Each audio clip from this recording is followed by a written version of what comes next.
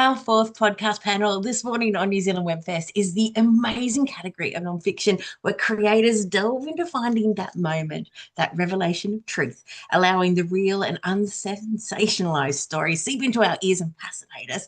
And I would like to welcome Katie, Blake, and Nadia to the panel. Unfortunately, Crashman can't join us, but we do send in the best of wishes for a speedy recovery.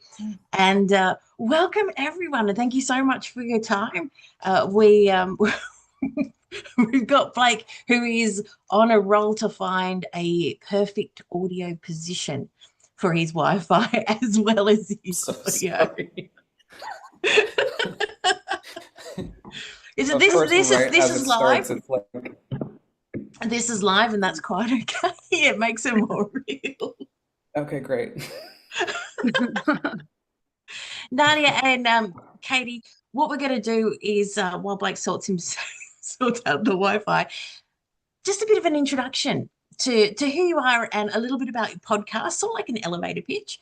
Nadia, you're first in the room, so you get to go first. Oh, excellent. Thank you. Thanks, Jack. And I'm just super excited to be here. So my name's Nadia Marjouri. I am the maker. I don't know what the word is. What like maker, Creator. producer, creator. I'm the creator of the Whole Truth podcast. And the Whole Truth is really, I'm an author. I'm also a mother. So I have, between my husband and I, we have 5 kids. My debut novel, Half Truth, came out this year, and The Whole Truth is kind of my play on the half truth. And I interview authors, particularly authors who have young kids, or family life struggles, and I talk to them about how they balance their creative life with their family life. So basically it's an interview podcast where I talk to writers about how they keep creating in the messy middle of family life and work and all the other things that come along with that.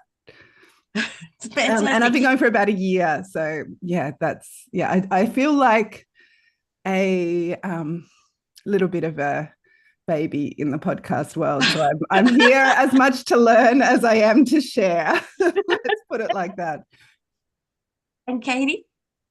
So I have to say, just hearing you, Nadia, my weekly get up out of bed literally is a look at my husband that says, and we don't even have kids. I don't know how you do it. I am constantly running the clock, and I literally do say that every week. Ask any of my friends who have kids and don't have kids, but the ones that have kids, I always am yelling at them, and I don't even have kids. I don't know how you do it, because I'm always scrapping it together. So right, like so for me, I think it's like I'm asking for a friend. Like, you've got kids and you write. Like, how do you do it? Like, just looking for some tips here. Like, I don't know how you do it. And it's interesting. So I think about this a lot with the podcast I do. Mine is Shadow Clock. My name is Katie Mahalik. I obviously don't have kids, and I don't know how people are doing it with kids. It's a lot of work. I do a podcast on life-changing moments, both big and small. My first episode was with like a guy that robbed banks and ended up in Alcatraz. He was a very proud bank robber. He likes to be called a bank robber. He was a white guy that did 5 years after his conviction. My last episode is with Ramson Miller. He's a Black man that did 23 and a half years on a dime bag. And I purposely wanted to bookend my season 1 because I'm really interested in the mass incarceration of Black and brown people and what that looks like in today's world. But my podcast isn't all social justice. I've done stuff on like the mummified remains of a girl underneath a San Francisco home. And the one I submitted to NZ Webfest was, a couple in 1968 that met with a computer date matchmaking machine. So I do a lot of lighthearted stuff too, but I just like not to drive into how much time it takes, but I need to listen to your podcast because I don't know how people do it, both with families and without. And I'm so excited to be here tonight because I love listening to other creators and hearing how we all are able to get our stuff out there. And speaking of which, Blake.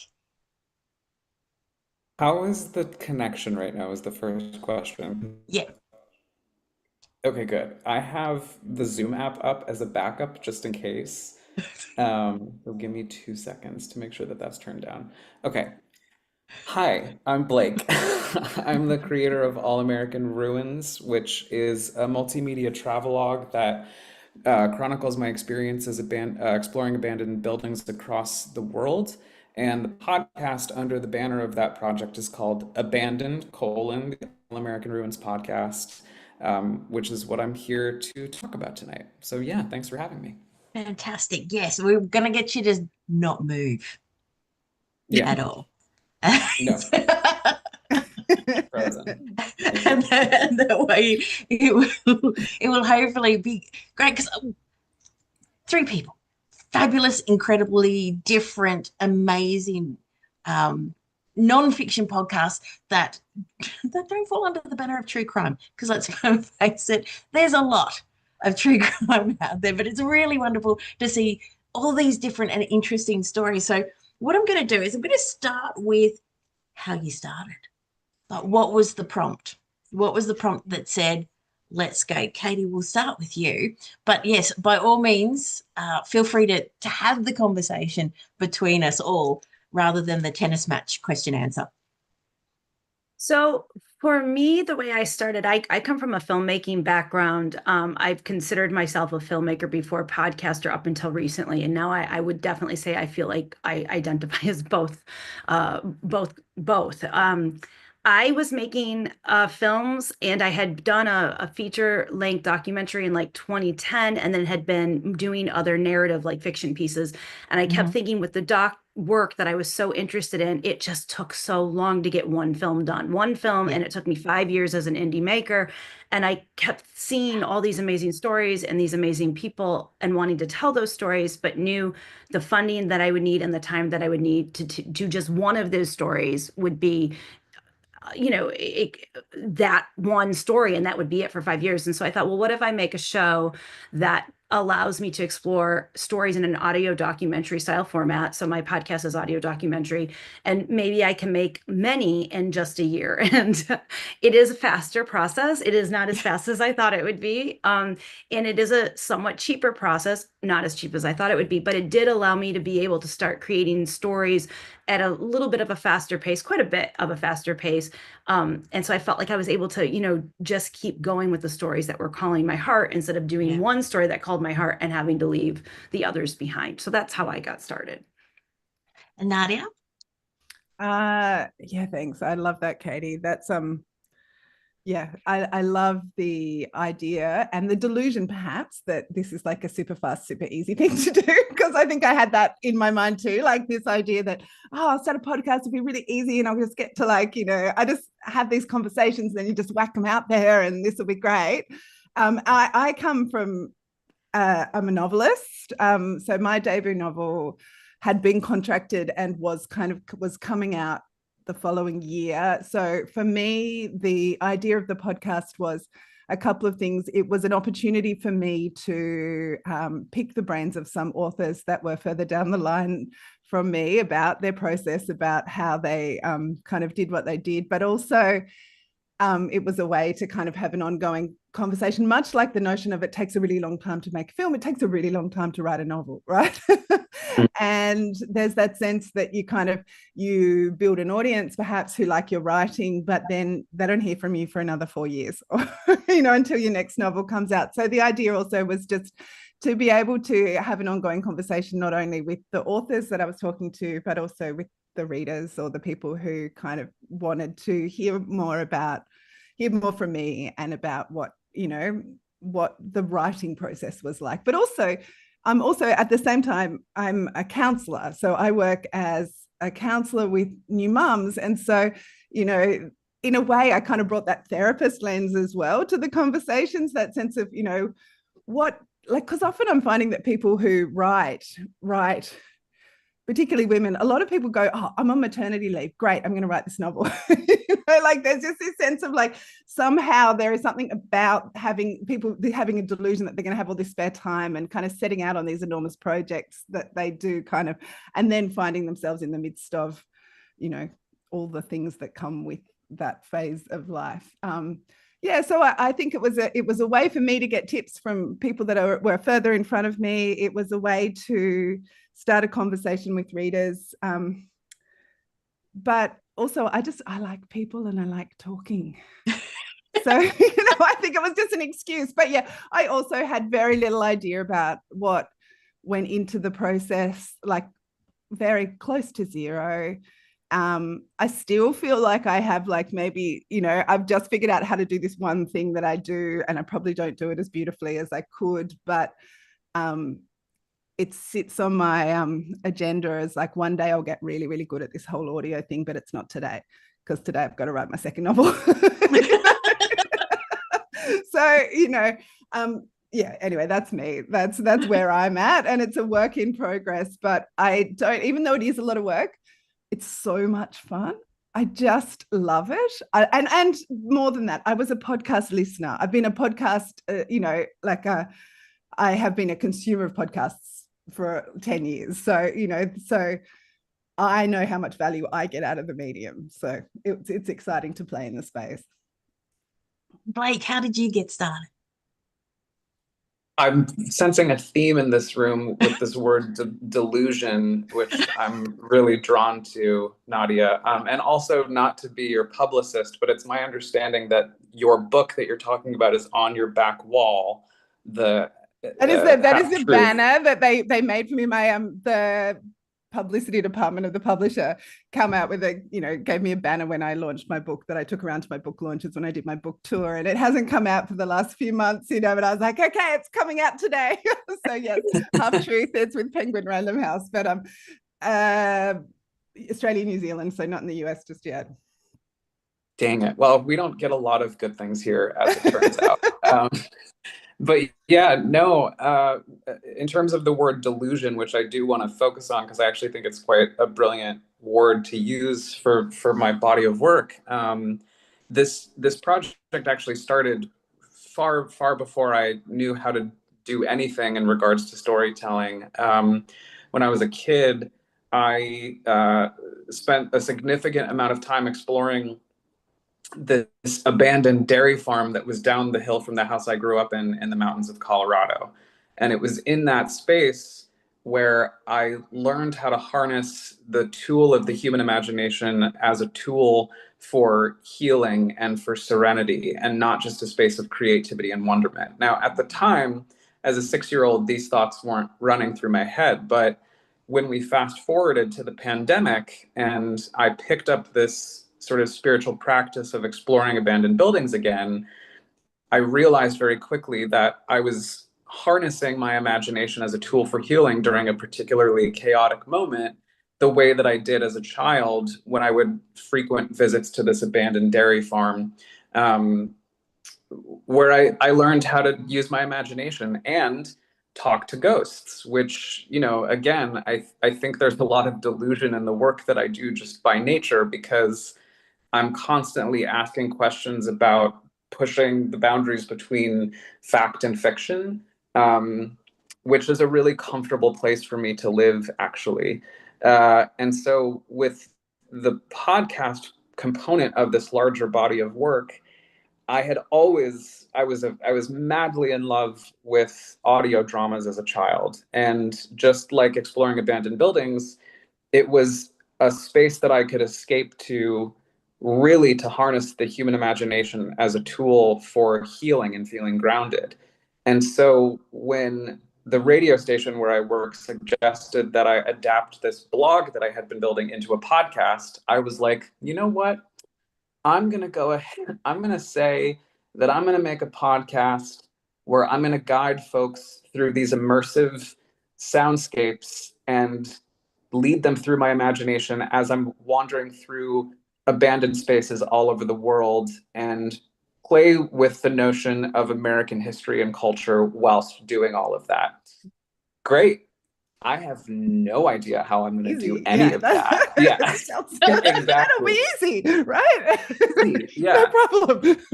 Totally. But I think, and we were talking about this before we all got onto this YouTube feed, the identity of an imposter as an artist, it can be a very powerful place, because you have two choices. At least for me, I have two choices. One, sit on my ass and don't do anything and just tell myself I'm not good enough to do anything.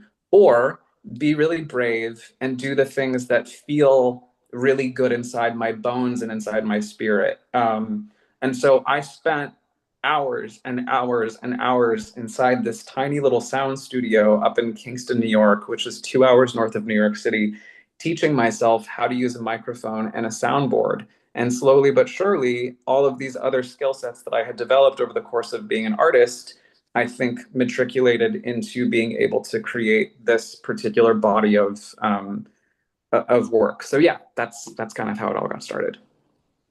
Wow. Beautiful. It's like, that's pretty incredible. And did you all feel as though you were ready when you started, or being ready is something that is of like, I've got people shaking their heads. No, no. I still don't feel ready. I'm like, yeah, every time I'm like, do I know enough to be doing this? I'm sitting here right now thinking, I don't know if I should be. You know, I mean, as you said, Blake, that there's a better way to think about imposter syndrome, and we will just kind of, take it as part of the process. And we are not, what are we? Trickster goddess. Jack, yeah, this was from you. You sent me the The thing trickster today. goddess. Trickster goddess. That's what we are. Well, the thing is I mean, we're all writers, so we all know the power of words. And if we give something like self-doubt the power of imposter syndrome, I think we're doing ourselves a disservice because we're putting it in a place where it can all consume. But if you're a trickster goddess, one, it sounds a lot more fun. But there's something about it that is far better energy to work through. So yeah, and you don't have to convince yourself that you actually do know what you're talking about. You can just convince yourself that you're fooling people really well. And absolutely. It's definitely you can allow that doubt to exist, but not to consume you and stop you from moving forwards. Because I think that's the thing. You've got to start almost before you're ready. Yeah. Because that is the only way to learn, is to do it. You can't learn before you do it. It's impossible. You can't learn anything until you're actually, you can't learn to drive by watching people drive. You have to get in the seat and, try. You said it exactly. It's a learn as you go, very much so. Learn as you go. Yeah, and a lot of mistakes. Yeah, and it's so interesting too, because like, for example, Katie and I met in this very interesting world of web festivals, and I immediately became a fan of hers because I really I loved as you mentioned, Jack, we're all writers. I loved her style of writing. That was the first thing that I fell in love with, and then everything that sort of fell on top of that. But what's so fascinating is it is very easy for me to sit in a corner and be like, I don't even know how to spell the word ready, much less like know what it means.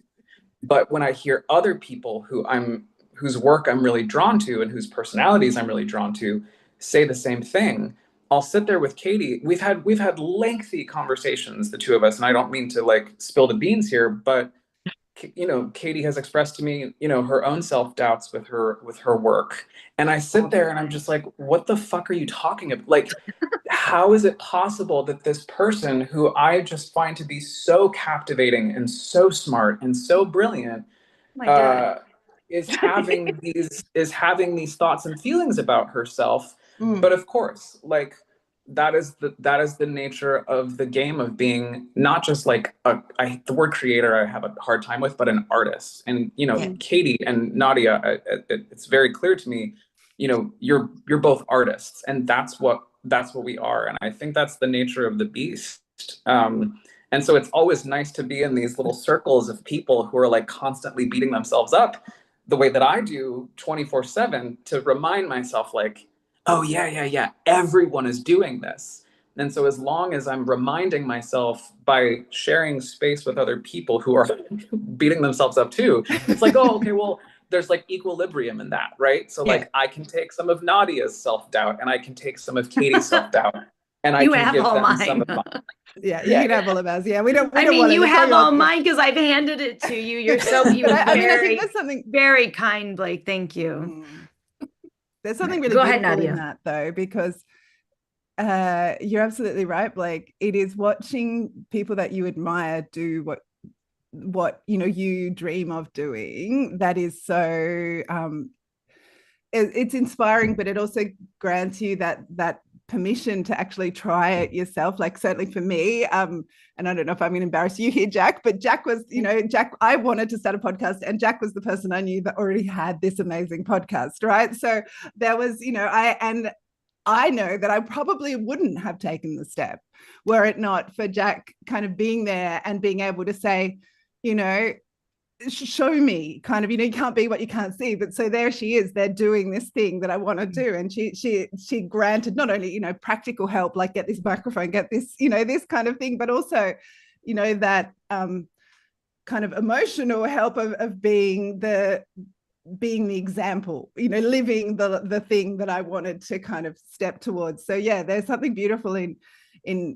seeing people that real people people that are not the celebrities of the world, but real people kind of doing something and then feeling like that is almost a permission granting to step down the same road. I have to go. I feel like now I know we're just gushing over each other, but how you're explaining about Jack, that's how I feel about Blake. So, and all the lovely things Blake said about my show. So the fact that he's even saying that, I'm a huge fan of Blake's show, and I'm slow at listening to it because I cannot listen to his show if I'm doing something. Like every time I try to do something, I end up sitting down and because I'll often do like dishes or I'm driving. Never with Blake's show. And you do say it at the beginning of every show, like, hey, if you can sit down, because it's a very visceral experience. Like literally, I walk through every building Blake takes you through with Blake. And then when you come back to reality, you're like, well, I was in my living room the whole time. But it's a beautiful thing. And I needed to say that because you're speaking of getting the power and the confidence from Jack and other creators. And I mean, that's what Blake was able to give to me. And so many people with I'm in a fellowship with the Stony Brook podcast incubator. Blake told me about the Stony Brook podcast incubator. There's so much doubt with so many people, and yet I have the same feeling. My mouth is dropping open every time I hear someone say they're unsure, because that's how I feel all the time. And yet everyone else looks so sure, and their work is amazing. So it really does. I think it's an odd thing that came up maybe for a moment, but this theme between the little four squares I'm seeing, I have found so much support through other creators, specifically in the podcast world. My biggest supporter has been Blake, and it couldn't come from someone that's more talented. And I know I sound like all gushy, but I do mean that. And Nadia, I just met you, and okay, I needed to say it. It needed to be said. So, but what an amazing thing to be, because I've been in creative worlds where I don't feel like the creators are supporting each other. I see, energy that I think maybe isn't cheering for the other person. And I've been looking for a space where I feel like there's cheering together. And the podcast world has definitely provided that in a way that other aspects of my creative life have not always been able to do. So that's pretty cool. I think there is something amazing about the podcast community, because I'd never, I worked in radio, and I'd been told numerous times, one, don't have a voice for radio, two, nobody's interested in audio drama. And so when I decided that I was going to do both, it was one of those instances where I had no one I could connect to, no one I could ask, and no one necessarily to cheer me on. And then I met Ned Donovan from the New Jersey Webfest, and through him, that podcast community, and I have never had a bigger team of cheerleaders behind me. Encouragement, so generous with their advice, so incredibly free with what they've done, what worked, what didn't work. You've got an idea, you should do it, and it's that simple. You've got an idea, you should do it. It is. I'm so sorry. Did you say you were worried you didn't have a good podcast voice? Yeah. Is that what I heard you say? My entire career was radio based, and I'd constantly been told I didn't have a voice. So you have a perfect voice. It's crazy. Let's just build each other up here, right? But when I hear, I'm like, what? You're amazing. Your work is amazing, and then you hear that, and it's again the cycle of just Yeah, the Yeah, self-doubt yeah. and the Well, generosity. it was that kind of I don't know, it was so different going from that sort of a world to this world where you have Yeah. so many people, artists, creators, people with ideas, people who are willing to put themselves out there with amazing topics and topics you probably wouldn't think of unless you came across it on your feed. And they draw it in, and it's the most delightful rabbit holes to go down. And absolutely right with Blake. Is like I'm constantly listening to podcasts, and I can't with Blake's because I have to stop my work so I can listen. And it's like the heartfelt stories, Katie, that you put out just touch me. And while I'm not a mother, Nadia, I am fascinated with the writing tips that come through with people who have schedules that are far, far busier than my own. And yes, Katie, I'm always saying, how do you do it? How I do don't you do get it? it. The So thing these is, are you these drop are a lot of balls. That's what you do. Like, you just have to drop a lot of balls, and you just have to get used to balls dropping all around you, and just knowing that, like, that's okay. They bounce. Most of them bounce. You just got to know which ones don't bounce. The ones that don't bounce are the ones you got to hold on to. But most of them bounce. Laundry bounce. Like, housework bounce. Like, it's all fine. You can drop those balls. The baby, don't drop the baby. The baby Not doesn't often. bounce. Occasionally, it's fine. Like, my beautiful Yeah. husband said to me once, it was like our fourth, and I rolled over in the night, and I just I had the baby in my arms, and I rolled over, and I thought that I was still on the bed. And when I took my arm out, but I was at the edge of the bed, and the baby just dropped literally on the floor. And I just baby starts screaming, and it's fine, completely fine. But so onto carpet, that part, all fine. But I'm just mortified. And I just remember saying to my husband, I was so pleased that it was me that dropped him, because if my husband had done it, I would have been furious. I would have been like, you dropped the baby. But he said to me, he's the sweetest man. He said, you hold that baby 24 hours a day, 23 hours of the day. He's like, at some point you're going to drop him, right? It's impossible to hold him all the time and never drop him. I was like, oh, you're so nice. I would not have been that nice. But you see what I mean? It's such a wonderful community. There's so many different subjects, so many different, experiences that come into what people put through. And yet, the community is just so incredibly generous. Very generous. It makes me wonder too, there's an anonymity with audio where you are inventing the pictures that you see in your head, and that's the whole goal. And so I wonder, in a world where media is so competitive and everyone is talking about, I need to sell this thing, I need to do this thing, blah, blah, it just makes me wonder, is there some safety in the anonymity of audio that creates a space where people feel safer, really kind of cheerleading one another? And I don't know, this is coming to me literally right now, but that anonymity piece is so interesting to me, because to echo what Katie was saying, had I been in the room when someone said to you that you don't have a voice for audio, that's a problem for me. That's a huge problem for me, actually. Not just because I think, your work with Tales from Three Corners is so gosh dang magnificent, but also just as a human being with a voice outside of the products that you're creating. You and I have had, I think 2 in-person conversations. They've probably both been here in this space. And both times I've walked away being like, what an original human being with such a unique perspective and such a generous heart space. And so I don't know where I'm really going with this, but it's just to say that apart from making me go the same color as my hair. Yeah. Which shows up in her work, and Jack's Right. work too. It's just so authentic. But Exactly. I think that's the beauty of audio, is because we're relying on that sense that this is us, this is our voices. We're not I suppose we don't need to impress people. Can I ask a question? Because I'd love to hear from the 2 of you, or 3 of you, who are all more invested and engaged in this world for longer. But is there a shift? Because I'm trying to work out how to say this, but Blake, when you say that there's that kind of authenticity and the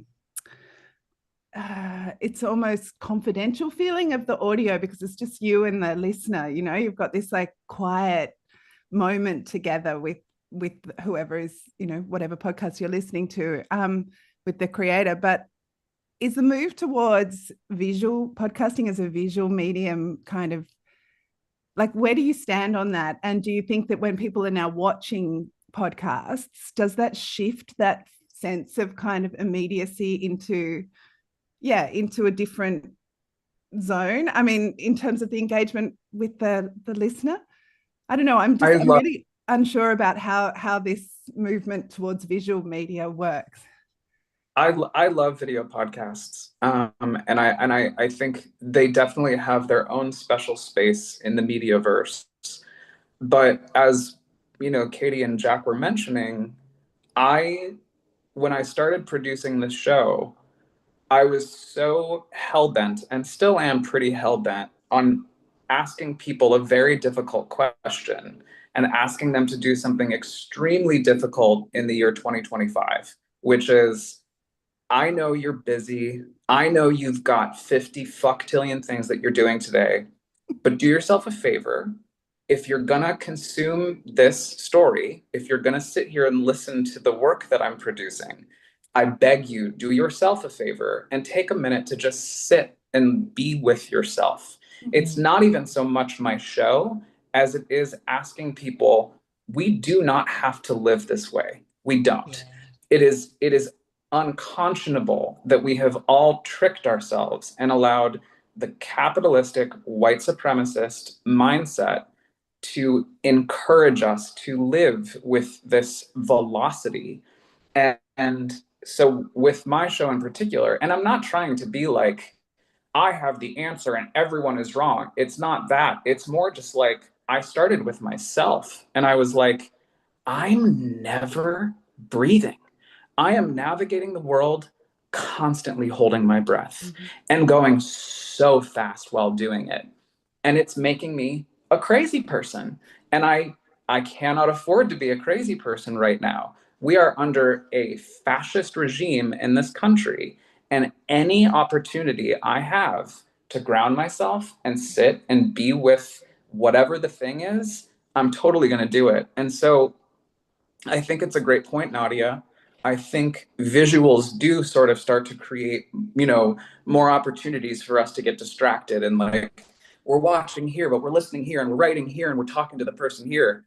Whereas with audio, you're like hanging out with a buddy. You have like, it's so stinking. I mean, it's like pillow talk. It's so really intimate. Yeah. Yeah. And so I think it's a really interesting point that you bring up, that there is something about it that when a visual component is added, it does distract from the ability to share some intimacy, because you're being force fed a visual, whereas with audio, you get to just like create some magic in your head. And that's what's so cool about, like, Shadow Clock is a great example. The debut episode, the pilot episode, the man who is the main character in that particular episode, I got to create this whole persona of this person because the writing was great and the storytelling was great. And then when I went back and looked up this actual dude, it was like, oh, that doesn't match at all. But that's so exciting because I really got to use my brain for a minute and like actually had to do some work alongside Katie to really digest that particular story. Anyway, so I love video podcasts, but I think you're right. I think they're their own thing. Yeah. So interesting. What do you think, Katie? It's going to be really interesting to see where it moves towards, because so I just had somebody that had done my last transcription for me, and the student is a high school student that wanted some experience with podcasting, right? And so I brought him on with the transcripts, and they looked at me and they're like, this was a great story. I'm like, oh, thank you. And they're like, can you imagine how good it would be with video? And I was like, no, that's not what I want. And it was really funny. And I was like, that's what I'm trying to avoid. But it is so interesting because I think there is, I think what Blake is saying in regards to being kind of force fed the two, I don't know if you said two-dimensional, but the two-dimensional, when Blake and I had coffee a couple of weeks ago on like a Zoom, and in some ways I love Zoom because then I do feel like I'm right here. Like I'm right here with all of you right now. And that's amazing. But at the same time, it still feels like it's two-dimensional. We're not in the flesh. You can't smell us. You can't see, touch us, or, we're not in that space. Right. And I think with audio, it feels like you can be in that space. Like the stories that Jack creates, the stories that Blake walks us through when you smell the mustiness of a basement, right? Or the mold sinking through a ceiling. And Nadia, I'm so sorry I haven't seen your work yet, but like that's the beauty with audio and writing, right? Is Yeah, why that's right. It's sounding about, like you're talking about a still, novel to me. yes, Like, there's a sense of like, and also that sense of like when you're reading a novel, you're not doing anything else. Right? Like you are absolutely committed to reading the novel. Okay, the audiobook, you can maybe be doing something else, but when you are reading a novel, you are committed to that story. You are creating that story in your mind. And that is, and I think like through all of human history, that's what we've done with stories, right? We haven't been listening to stories while we do a million other things. We have been like, sitting around a campfire, listening to someone tell a story, and we're creating those images in our mind, and we are 100% focused in that moment. And I think that that's what the audio podcasts do for me. Anyway, I think I'm a fan of listening more than watching. That's just me. And I totally understand that, it's got its own place in the world. Like, there is plenty of, but yeah, I suppose for me as a creator or, an artist, I'm trying to decide which way should I go? Should I be popping up my, should I be putting up my, because I do interviews. So like I can put up the Zoom, and I have been lately, but my assumption is always no one watches it. Like, but I'm like putting up my conversations, but yeah, I just don't know. Yeah. So it's something I wrestle with as a podcaster. It just made me think of something, because you're coming from this writing world with your work, but when like you have your novel and then the novel gets cast and everyone's like, they cast this person for the film. Like, what? That's not how I see him at all. And it just made me think, how many times have you had an audio only podcast and then you see the creator and you're like, well, that's not what I thought they looked like at all, right? And that's a real person. Yeah. Yeah, it's a very weird dynamic, but we are actually what we look like. Whereas Harry Potter could have, been anyone. Love Daniel Radcliffe. Glad they picked him. But, it's but I always say to my kids, like, they say, oh, that's not how, I must have got it wrong. That's not how I saw them. They go to the movie or whatever. And I'll be like, no, that is just one person's, maybe you were right and they were wrong. Like, that's just one person's impression of what that character looks like. I was like, who's to say theirs is right? There are a million different, like, visions of imaginations of what that character looked like. Possibly the director was wrong. It is amazing how the brain, this is a very quick tangent, but it's amazing how the brain fills in those blanks, because do you remember during the pandemic where you'd meet someone with their mask and then you'd meet them without their mask and you're thinking like, well, that's not how I filled in the bottom of their face. It is the strangest feeling, It's a really strange feeling. Yeah. Anyway, it's very interesting. So audio. I stay with audio. Goodness. No. It's just like we're almost out of time, and I just kind of want to give one. I mean, the chat's been amazing, the advice has been amazing, the fact that you're all building up each other is just incredible, and again, I think indicative of the podcast sphere and who we are. But if there was someone you knew who thought they might give it a go but they weren't sure, any pieces of advice? Please do it. We need you. It is imperative. I think, Nadia, you were mentioning throughout human history, storytelling has been the thing that people keep coming back to. And so there's like a desperation when I meet with people who are like, I don't know. I'm like, no, actually my life depends on it. Don't you see? I'm like, we need you. And you may not feel when you first start that, the couple downloads you're getting here and there are important enough. But those couple downloads are people who are taking the time to listen to what you have to say. And this is why I love podcasting, is it is the single most equitable form of art making and art consuming, because anybody who has access to a smartphone, which is still a privilege, but anyone who has access to that device and a creative imagination and a point of view, they can make a show that's a hit. And I believe that fervently. And so it sounds a little basic, but if someone out there really is listening to this, and you're like, I don't know, please make your show. We need you so badly. Mm-hmm. And you can start, I agree. It sounds like cliche advice probably to say just do it, right? But that's really what I'm going to say. Like it's, and Nadia said it too, like you're learning the whole way. Every day I make a new mistake. And it always feels like, okay, but I have to remind myself I did this okay, but it always feels like the mistakes are heavier, right?